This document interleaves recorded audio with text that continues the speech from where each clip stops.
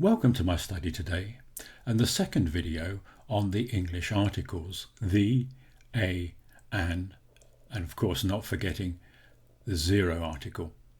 If you don't speak one of the European languages, you may find these a little difficult.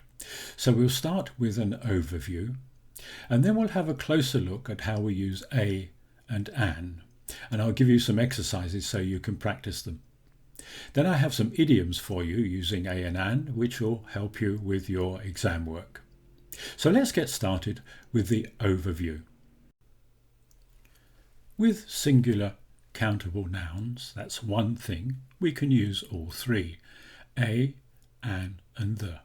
An apple because it's a vowel, a book because it's a consonant, and the for both. With something more general, like music, we can use a zero article. So we can say, music is very pleasant to listen to. I'm talking about music generally. But I can talk about specific music. The music we heard last night was very pleasant. If we look at plural nouns, apples, for example, we can talk about apples generally with no articles, or we can be specific. The apples you gave me yesterday were very nice. Uncountable nouns, generally no articles unless we're being specific. The gold in the bank, for example. Otherwise I just talk about gold. Gold is very valuable. When we talk about a particular example of something, we can use a, an, the, and sometimes no article. This is quite a difficult area and I'm going to make a separate video about this subject. So that will be our third video. Now let's have a look at a and an more closely. With the meaning one, anyone, it doesn't matter which, we use a and an. For example, I have a sister and two brothers. We use a and an for measurements. 60 kilometers an hour. This cloth costs £2 a metre. We have lessons 3 times a week. We use a before dozen, hundred, thousand and million. 100 cows were in the field. Note the plural verb. 100 cows were in the field.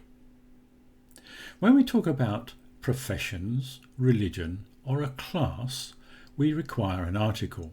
Some languages don't do this, French for example. But in English I have to say Peter is an engineer. He was a Muslim, not a Christian. Is he a socialist politician? But if there is one specific job only, Dr. Johnson was Professor of English at Cambridge. One only, therefore no article. If somebody telephones and we're not quite sure who he is, we refer to him just as a name, and we say it like this: a Mr. Jones telephoned while you were out. Notice the pronunciation, a Mr. Jones, just a Mr. Jones generally. We're not exactly sure of the identity. We also use a and an for descriptions.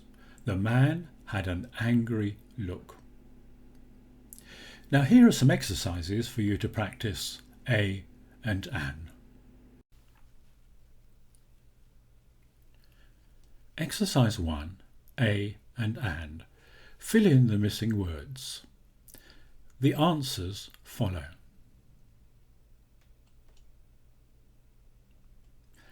Here are the answers. Check through to see if you got everything correct.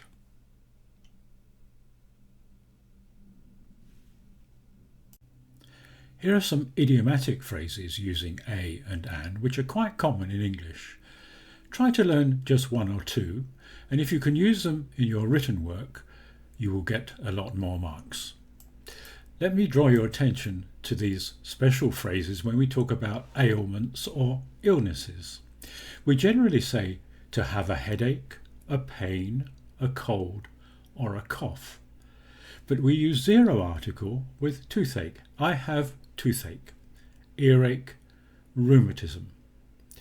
We say I have influenza or I have the flu, and a common mistake I hear is I have a flu. It's simply I have the flu.